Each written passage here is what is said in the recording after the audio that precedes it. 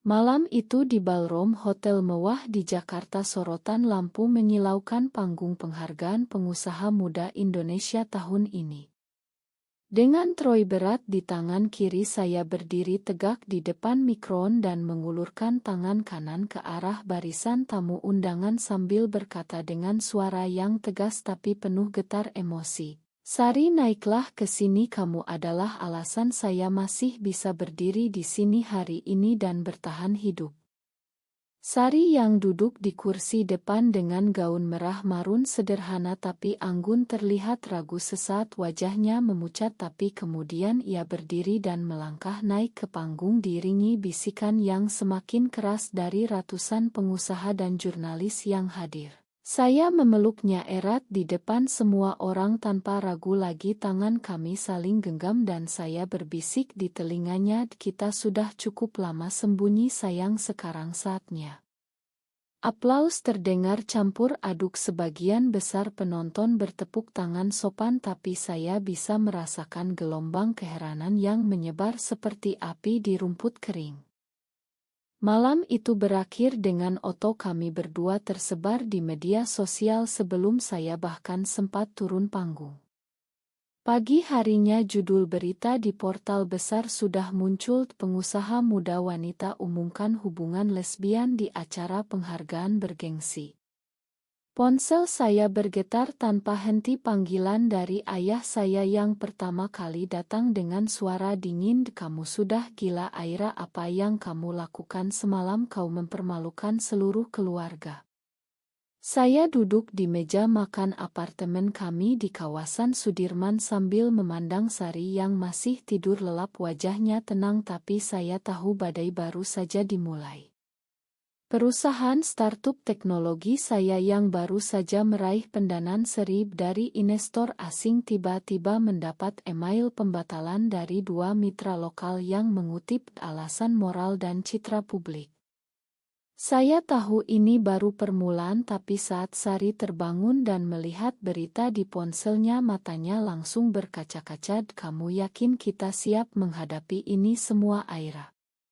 Saya mengangguk meski dada saya sesak karena saya tahu jawaban saya malam itu di panggung bukan hanya deklarasi cinta melainkan juga bom waktu yang baru saja meledak di tengah masyarakat Indonesia yang masih sangat konservatif. Hari-hari berikutnya berubah menjadi neraka kecil. Kantor saya di lantai 25 gedung perkantoran di Jakarta Pusat tiba-tiba dipenuhi wartawan yang menunggu di lobi. Karyawan mulai berbisik-bisik di belakang punggung saya dan dua orang resign hanya dalam waktu 48 jam dengan alasan tidak nyaman dengan isu pribadi pimpinan. Sari yang bekerja sebagai desainer Grace Relance mulai mendapat pesan ancaman di Instagram dari akun-akun anonim, kamu penghancur keluarga orang lain. Kami berdua duduk di sofa apartemen larut malam sambil memandang layar laptop yang penuh komentar kebencian. Mungkin sebaiknya kita diam dulu, kata Sari pelan, tapi saya menggeleng keras, kalau kita diam sekarang Sari kita akan kehilangan diri kita sendiri selamanya. Keputusan pertama sudah diambil tapi saya belum tahu bahwa harga yang harus dibayar jauh lebih mahal dari yang saya bayangkan. Ayah saya datang ke apartemen tanpa pemberitahuan 2 hari setelah berita meledak. Beliau berdiri di depan pintu dengan wajah merah padam dan tangan gemetar memegang koran yang masih terlipat. Masuklah Pad, saya katakan pelan tapi beliau langsung menunjuk Sari yang berdiri di belakang saya, ini gara-gara dia kan kamu berubah seperti ini Aira, dari kecil kamu anak baik sekarang kamu mau hancurkan nama besar keluarga kita. Sari mundur selangkah tapi saya langsung berdiri di depannya melindungi Sari, bukan penyebab dia adalah alasan saya masih hidup setelah kecelakaan mobil 3 tahun lalu yang hampir membunuh saya. Ayah diam sejenak tapi kemudian suaranya naik, kamu pikir kami bodoh, kamu ingat bagaimana ibu kamu meninggal karena stres gara-gara skandal kecil dulu, sekarang kamu bawa skandal besar ini ke rumah kami. Pintu ditutup keras dan sejak saat itu nomor telepon keluarga besar kami diblokir satu persatu. Sore harinya investor utama perusahaan saya menelepon dari Singapura, suaranya dingin dan profesional. Kami menghargai pencapaianmu Aira, tapi Dewan Direksi memutuskan untuk menunda ronde pendanaan berikutnya sampai isu ini reda. Citra perusahaan harus tetap bersih di pasar Indonesia. Saya meletakkan ponsel dengan tangan dingin dan memandang Sari yang sedang menyiapkan kopi di dapur. Kita bisa jual apartemen ini dan mulai lagi dari nol, kata saya mencoba tersenyum, tapi Sari hanya mengangguk lemah. Aku takut Aira, keluargaku di Surabaya sudah menelepon ibu mereka, bilang kalau aku tidak pulang sekarang mereka akan putuskan hubungan. Malam itu kami bertengkar untuk pertama kalinya. Sari ingin kami mundur diam-diam dan kembali ke kehidupan lama yang tersembunyi. Saya ingin melawan terbuka. Kamu mau aku jadi pengecut seumur hidup, dibentak saya dan Sari menangis. Aku hanya mau kita selamat Aira, bukan jadi martir. Keesokan paginya berita baru muncul. Ide lama kami berdua berpegangan tangan di pantai Bali 3 tahun lalu bocor ke media dan judulnya semakin kejam. Anak pengusaha besar Jakarta ternyata lesbi, sudah lama sembunyikan hubungan. Telepon kantor berdering tanpa henti, klien membatalkan kontrak satu persatu. Saya berdiri di balkon apartemen memandang langit Jakarta yang mendung sambil memegang tangan Sari erat-erat. Kita harus hadapi ini bersama, dibisik saya dan Sari mengangguk meski air mata masih mengalir. Tapi di dalam hati saya tahu tekanan ini baru saja mulai dan keputusan untuk melindungi Sari atau melindungi perusahaan saya akan segera diuji lebih berat lagi. Hari ke-7 setelah penghargaan, kantor saya kedatangan surat resmi dari sebuah organisasi konservatif yang mengancam akan mengajukan gugatan perdata atas nama pelanggaran norma susila karena saya dianggap mempromosikan gaya hidup menyimpang di acara publik. Pengacara saya menelepon sore itu, suaranya serius. Ini bukan main-main Aira, mereka punya koneksi kuat di pengadilan dan media. Kalau kamu tidak minta maaf secara terbuka, kemungkinan besar perusahaan akan bangkrut dalam 3 bulan. Saya memandang Sari yang sedang duduk di sofa memeluk lututnya dan untuk pertama kalinya saya merasa takut, benar-benar takut. Gugatan resmi itu tiba di meja saya tepat pada hari ulang tahun perusahaan yang ke-5. Ruang rapat yang biasanya penuh karyawan kini hanya diisi 5 orang tim inti yang tersisa. Kita bisa menyelesaikan di luar pengadilan, kata pengacara sambil mendorong dokumen ke arah saya, tetapi syaratnya kamu harus membuat ide permintaan maaf dan menyatakan bahwa hubunganmu dengan Sari hanyalah kesalahan masa lalu. Saya menatap dokumen itu lama sekali, jari saya gemetar di atas kertas putih. Sari yang ikut hadir di rapat hanya diam memandang lantai. Aku tidak bisa melakukan itu, kata saya akhirnya, dan ruangan langsung hening. Salah satu direktur keuangan menghela napas panjang. Kalau begitu dalam 2 bulan kita tidak bisa bayar gaji karyawan Aira. Malam itu kami pulang ke apartemen dalam diam. Sari akhirnya bicara ketika kami sudah berbaring di tempat tidur. Mungkin kamu harus pikirkan perusahaanmu dulu Aira. Aku bisa kembali ke Surabaya sementara waktu sampai semuanya reda. Kata-kata itu seperti pisau menusuk dada saya. Saya bangun dan duduk menghadapnya. Kamu mau aku mengkhianati kamu di depan publik Sari setelah semua yang kita lalui? Air mata Sari jatuh lagi. Aku hanya tidak mau melihat kamu kehilangan segalanya gara-gara aku. Kami tidur saling membelakangi malam itu dan untuk pertama kalinya saya merasa jarak di antara kami semakin lebar. Pagi berikutnya kecelakaan terjadi. Sari yang sedang mengantar dokumen ke klien di kawasan Kuningan diikuti mobil wartawan yang terlalu agresi.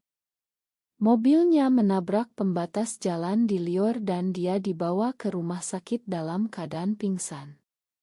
Saya berlari menyusuri koridor rumah sakit Cipto Mangunkusumo dengan jantung berdegup kencang. Dokter keluar dan mengatakan luka kepala ringan tapi ada trauma psikologis yang cukup berat karena tekanan media beberapa minggu terakhir. Saya duduk di samping tempat tidur Sari memegang tangannya yang dingin dan untuk pertama kalinya saya menangis tanpa suara. Di luar kamar rumah sakit sudah berkumpul puluhan wartawan menunggu pernyataan. Pengacara datang sore harinya membawa tawaran baru kalau kamu mau konferensi pers besok dan bilang bahwa Sari hanyalah teman dekat maka gugatan bisa dicabut dan investor akan kembali. Saya memandang Sari yang masih tertidur lemah dan keputusan terberat dalam hidup saya harus diambil malam ini juga. Apakah saya akan melindungi perusahaan dan keluarga dengan mengkhianati cinta kami atau melindungi Sari dengan mengorbankan segalanya yang telah saya bangun selama 10 tahun? Malam di rumah sakit berlalu dengan lambat. Saya duduk di kursi plastik keras sambil memegang tangan Sari yang masih tertidur. Ponsel saya terus berdering nomor ayah saya yang sudah diblokir entah bagaimana bisa lolos dan pesan masuk pulanglah Aira kita bicarakan baik-baik sebelum semuanya terlambat. Saya mematikan ponsel sepenuhnya dan hanya memandang wajah Sari yang pucat. Makan aku bisik saya berulang kali meski dia tidak mendengar. Pagi harinya Sari sadar matanya langsung mencari saya dan suaranya lemah jangan lakukan apapun yang kamu sesali Aira. Saya tersenyum paksa aku sudah memutuskan. Konferensi pers diadakan di lobi rumah sakit sore itu. Kamera berkedip tanpa henti saya berdiri di depan mikron dengan tangan berkeringat dingin. Saya Aira Wijaya ingin menyatakan bahwa Sari adalah pasangan hidup saya kata saya dengan suara yang saya usahakan tetap tenang. Hubungan kami bukan kesalahan bukan penyimpangan dan saya tidak akan meminta maaf atas cinta yang membuat saya bertahan hidup. Ruangan langsung riuh pertanyaan bertubi-tubi dilontarkan apa Anda siap kehilangan perusahaan Anda bagaimana dengan keluarga besar Anda? Saya menjawab satu persatu tanpa mundur meski dada saya terasa sesak. Di belakang panggung Sari duduk di kursi roda memandang saya dengan mata berkaca-kaca. Malam setelah konferensi pers berita meledak lebih besar lagi. Saham perusahaan saya yang sudah goyah langsung anjlok 40% dalam satu hari. Dua investor besar mundur secara resmi dan bank memblokir fasilitas kredit. Karyawan yang tersisa mulai mengirim surat resign secara massal. Saya duduk di ruang kerja apartemen yang sudah terasa asing memandang laporan keuangan yang menunjukkan angka merah di mana-mana. Sari mendekat dari belakang dan memeluk saya pelan. Kita masih punya satu sama lain Aira itu yang terpenting. Kata-kata itu menghangatkan hati saya tapi tidak mengubah kenyataan bahwa perusahaan yang saya bangun dari nol dengan keringat dan air mata hampir lenyap dalam hitungan minggu. Ayah saya datang lagi kali ini bersama ibu saya yang sudah tua. Mereka berdiri di depan pintu apartemen dengan wajah lelah. Kamu sudah menghancurkan segalanya Aira kata ayah pelan tetapi kami masih mau memberi kesempatan terakhir. Putuskan hubungan ini dan kami akan bantu pulihkan perusahaanmu. Saya memandang mereka lama sekali lalu menggeleng perlahan jemaah pama saya tidak bisa. Pintu ditutup lagi dan kali ini saya tahu hubungan dengan keluarga besar sudah benar-benar putus. Sari memeluk saya dari belakang tanpa kata dan kami berdiri lama di tengah ruangan yang semakin sepi. Sidang pertama gugatan perdata digelar di Pengadilan Negeri Jakarta Selatan tepat 1 bulan setelah konferensi pers ruang sidang penuh sesak wartawan dan aktivis dari kedua belah pihak. Saya duduk di bangku terdakwa dengan jas hitam sederhana. Sari duduk di belakang saya dengan wajah tegang. Pengacara pihak penggugat membacakan dakwaan panjang lebar tentang kerusakan moral masyarakat dan pengaruh buruk terhadap generasi muda. Saya mendengarkan semuanya dengan kepala tegak meski tangan saya dingin. Ketika giliran saya berbicara, saya berdiri dan berkata, cinta saya kepada Sari tidak merugikan siapapun, justru cinta itu yang membuat saya menjadi pengusaha yang lebih baik. Hakim memandang saya lama tapi wajahnya tetap datar. Di luar sidang media mengepung kami lagi. Seorang wartawan perempuan bertanya langsung ke Sari, apakah Anda tidak merasa bersalah telah menghancurkan karier pasangan Anda? Sari menjawab dengan suara pelan tapi jelas, saya mencintai Aira dan saya siap menghadapi apapun bersamanya.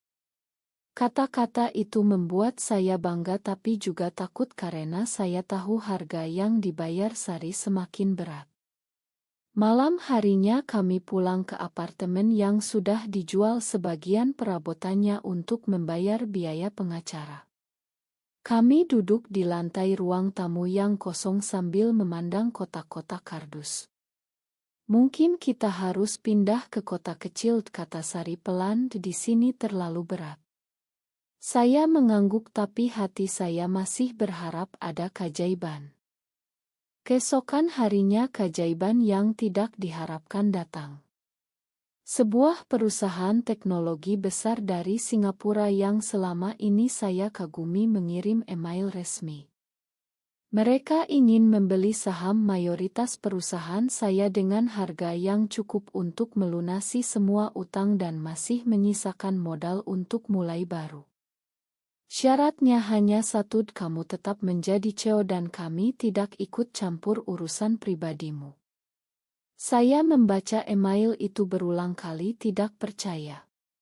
Sari yang melihat wajah saya langsung bertanya, ada apa? Saya menunjukkan layar ponsel dan kami berdua menangis bahagia untuk pertama kalinya setelah berbulan-bulan. Tapi kebahagiaan itu tidak bertahan lama. Ayah saya menelepon lagi, kali ini suaranya sudah tidak marah, hanya lelah. Aku dengar perusahaanmu diselamatkan orang luar. Kalau kamu mau pulang sekarang kami masih terima kamu sebagai anak. Saya diam lama sekali lalu menjawab, terima kasih Pak, tapi rumah saya sekarang di sini bersama Sari. Telepon ditutup dan saya tahu itu adalah keputusan terakhir. 6 bulan kemudian perusahaan saya sudah bangkit kembali di bawah naungan investor baru. Kantor baru yang lebih kecil tapi lebih modern berdiri di kawasan Senopati. Saya berdiri di balkon ruang kerja memandang lalu lintas Jakarta yang selalu ramai sambil memegang secangkir kopi. Sari datang dari belakang memeluk pinggang saya pelan, kamu bahagia sekarang? Saya berbalik dan mencium keningnya, lebih dari bahagia, aku bebas. Media masih sesekali membahas kami tapi intensitasnya sudah jauh berkurang. Keluarga besar masih belum mau bicara tapi adik saya diam-diam mengirim pesan bahwa ayah mulai melunak. Kami pindah ke rumah kecil di pinggir kota Bogor, udara segar dan kebun kecil yang Sari rawat setiap pagi. Di sana kami menemukan kedamaian yang selama ini hilang. Setiap malam kami duduk di teras sambil memandang bintang dan menceritakan hari masing-masing. Luka masih ada tapi sudah tidak lagi berdarah. Saya belajar bahwa keberanian tidak selalu berarti menang besar, kadang cukup hanya bertahan dan tetap mencintai. Sari yang dulu rapuh kini menjadi lebih kuat, ia bahkan mulai membuka studio desain kecil di rumah kami. Suatu malam di teras saat hujan gerimis saya memegang tangan Sari dan bertanya kalau waktu bisa diulang kamu masih mau naik panggung bersamaku malam itu. Sari tersenyum lebar tanpa ragu sedikit pun. Kami tertawa bersama dan untuk pertama kalinya setelah badai panjang saya merasa ringan. Apakah benar mencintai sesama jenis adalah kesalahan yang harus dibayar dengan segalanya atau justru keberanian yang membuat kita menemukan diri kita yang sesungguhnya?